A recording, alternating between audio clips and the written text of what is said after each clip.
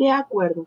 Continuando con esta entrega del saber, hablaremos ahora de la stem cell, que es la célula madre pluripotente o germinativa, cuya característica más notoria es que posee un solo núcleo y son muy escasas, pero su membrana contiene abundantes proteínas de adhesión que sirven para el anidamiento, que posteriormente nos va a permitir el crecimiento y la maduración de las células sanguíneas. La stem cell se caracteriza además por poseer un gran potencial de proliferación, diferenciación y de autorrenovación, ya que mantiene la producción de células sanguíneas durante toda la vida. Ok, como ya habíamos dicho, en la médula ósea se produce el anidamiento, crecimiento y diferenciación de las células hematopoyéticas. Esto se produce por las células del estroma, es decir, macrófagos, células endoteliales, células reticulares, linfocitos y adipocitos. Pero antes de continuar, hay algo muy importante por mencionarles y diferenciar sobre todo, es decir, lo que es hacer énfasis en las células hematopoyéticas, específicamente en las citocinas hematopoyéticas y en el estroma. Así que atención, por favor. El estroma es el microambiente necesario para la sobrevida y la diferenciación de las células, y en el que vamos a encontrar tres factores fundamentales para el desarrollo de la hematopoiesis, que son las citoquinas hematopoyéticas, o sea, factores de crecimiento como las hormonas, la matriz extracelular, en la que encontramos fibronectina, colágeno, laminina, proteoglicanos, hialurónico, etc. Y la interacción célula-célula, como con los osteoclastos, fibroblastos, células endoteliales, reticulares, dendríticas y macrófagos. Ahora bien, las citocinas, también llamadas citoquinas, son proteínas y son reguladores de la producción de células hematopoyéticas. Comprende factores de crecimiento, interleuquinas, hormonas, etc. Cada citocina tiene múltiples acciones mediadas por receptores, cuyo dominio citoplasmático contiene regiones especializadas que inician variables respuestas y se regulan a través de la expresión de genes. Hoy, tres de ellas, la eritropoyetina, el factor estimulante de colonias granulocíticas y el factor estimulante de colonias granulocíticas macrofágicas, se usan en la clínica para estimular la producción de las células de la sangre.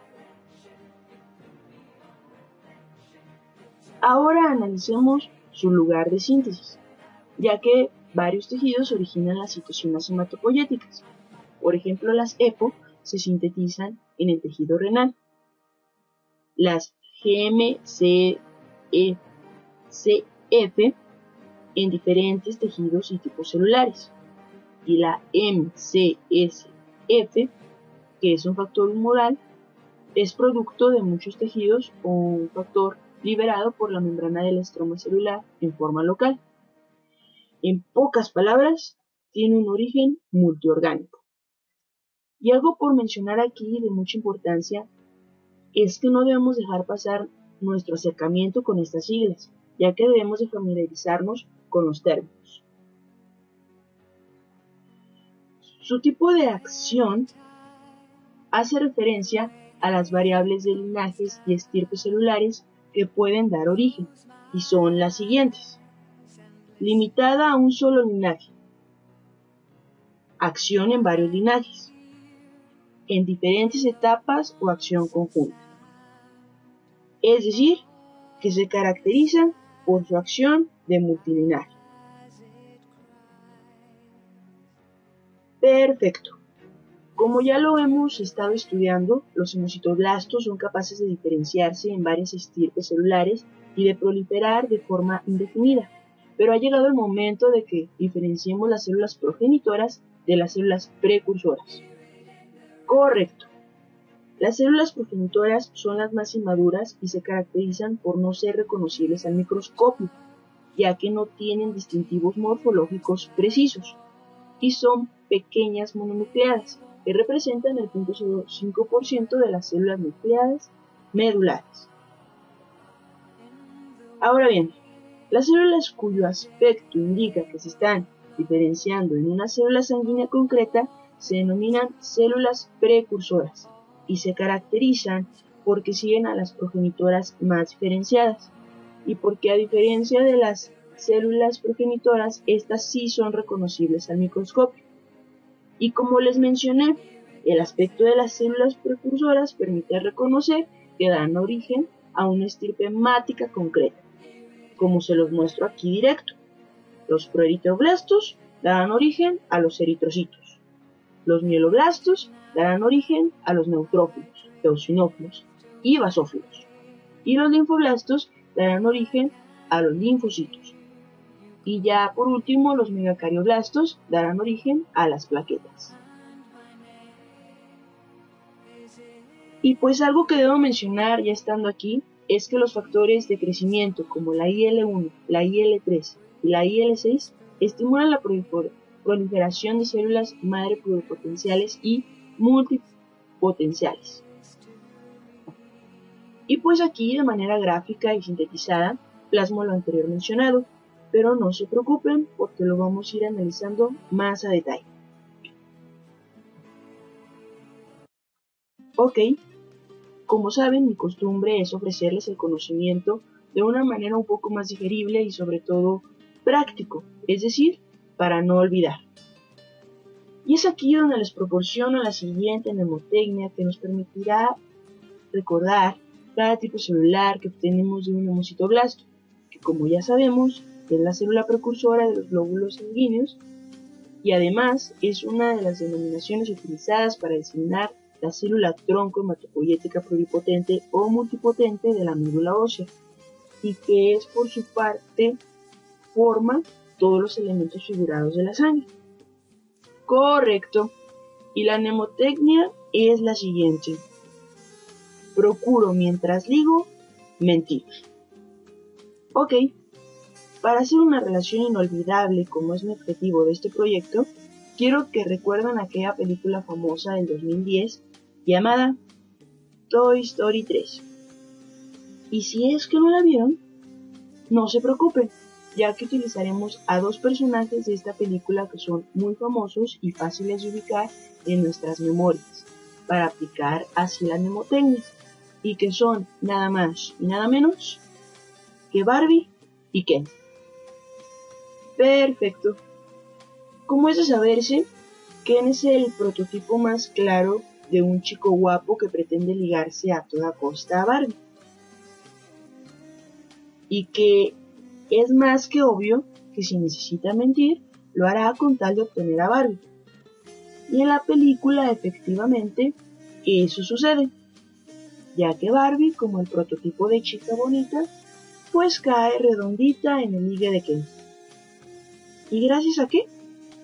Pues a que Ken utilizó uno de los principios de cualquier chico, que es procuro mentir mientras ligo. Ok. Entonces, ya después de haberles plasmado lo anterior en su imaginación, volvamos a la mnemotecnia aplicada a nuestro estudio. Y es así de simple. Procuro proeritroblasto. Mientras, mieloblasto.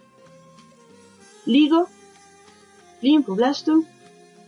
Mentir, megacardioblasto.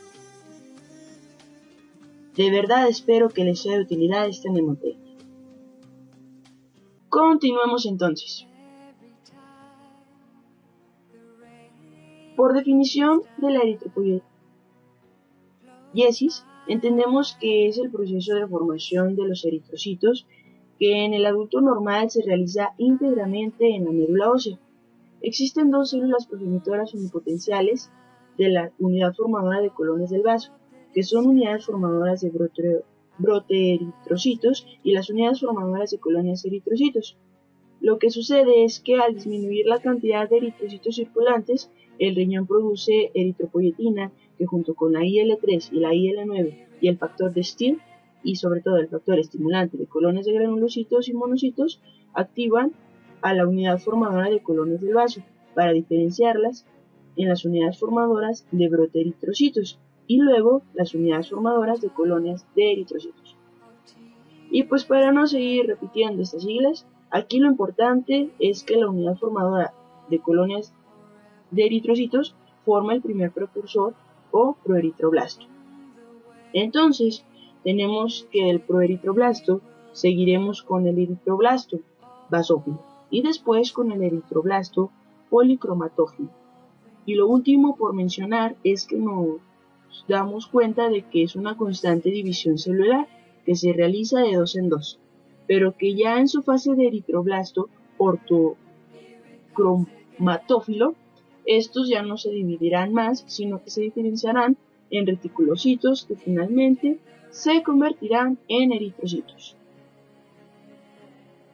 Muy bien, y lo más destacable de este proceso y que debemos saber diferenciar ante una muestra histológica es que el citoplasma es cada vez menos basófilo debido a la disminución de ribosomas durante la eritropoiesis.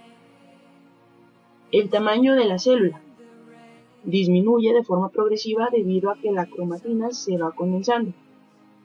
El volumen de la célula disminuye de forma progresiva durante la diferenciación eritroide. Y el citoplasma es cada vez más eosinófilo debido a la acumulación progresiva de hemoglobina. Ahora analicemos la trombopoiesis, que por definición comprendemos que es un proceso de formación de las plaquetas que en el adulto normal se realiza íntegramente en la médula ósea. Y a partir de células madre pluripotentes se producen las células progenitoras comprometidas con la serie megacariocítica, es decir, el precursor de las plaquetas, que es la unidad formadora de megacardioblastos, que es una célula de 25 a 40 yumas aproximadamente con un núcleo único polilobular. Esta célula se va agrandando y el núcleo se hace poliploide, unos 64 núcleos aproximadamente, y con un citoplasma granular, como observamos en las imágenes. Ahora bien, los megacarioblastos originan a los megacariocitos de unos 40 a 100 yumas. Luego de cada megacariocito se producirán miles de plaquetas que también se les conoce como trombocitos y no son más que fragmentos celulares pequeños sin núcleo.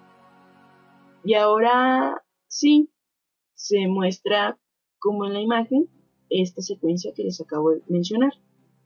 Y un concepto clave de identificar aquí es la endomitosis, que da lugar a los megacariocitos, y que por definición es una serie de ciclos celulares incompletos que no incluyen la división del núcleo ni la del citoplasma. Ahora pasemos a la granulocitopoiesis, en la que los tres tipos celulares, eosinófilos, basófilos y neutrófilos de granulocitos, derivan de sus propias células madre unipotenciales o bipotenciales, las que descienden de la unidad formadora de colonias del vaso. Ahora bien, la unidad formadora de colonia de eosinófilos forma eosinófilos, y pues obviamente la unidad formadora de basófilos forma a los basófilos.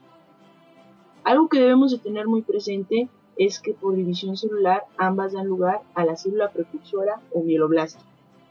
Ahora bien, el mielocito es la última capa celular capaz de dividirse, por lo que la maduración de los granulocitos sigue la siguiente secuencia, que es de mieloblastos a promielocitos, de mielocitos a metamielocitos, y callados o células en banda. Y a continuación, en la siguiente imagen, se plasma esta secuencia.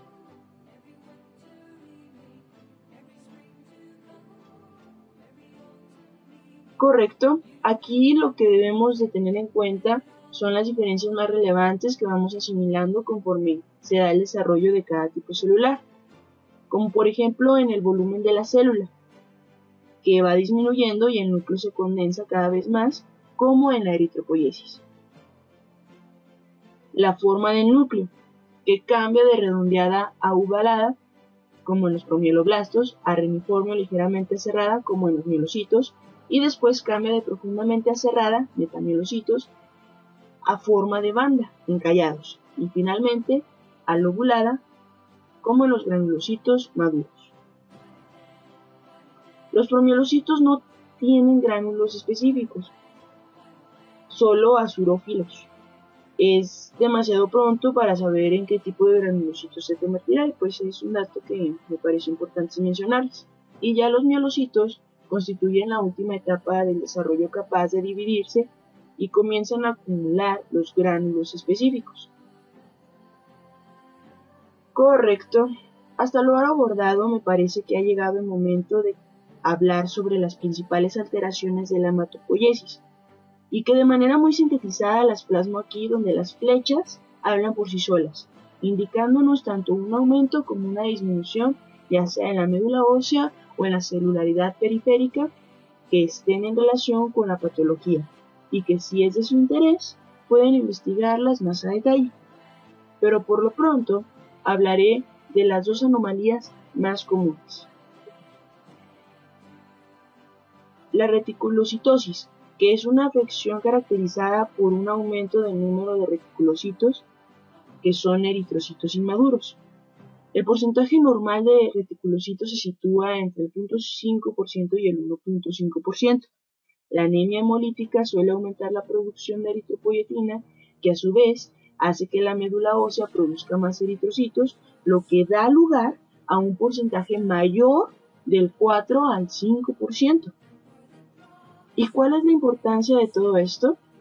Bueno, su importancia se debe a que este aumento de reticulocitos en la sangre periférica es una importante indicación de hemólisis, que es la rotura de eritrocitos o más simplemente conocida como hemorragia. También puede aparecer como consecuencia del tratamiento con eritropoyetina de la anemia producida por una enfermedad renal crónica. Correcto.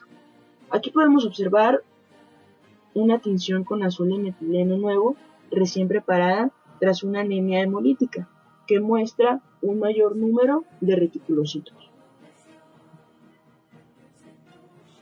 Ahora pasemos a la siguiente, que es la trombocitosis idiopática, también llamada trombocitemia idiopática, que es un trastorno mieloproliferativo caracterizado por la superproducción de plaquetas que realizan los megacarocitos de la médula ósea sin causa identificable.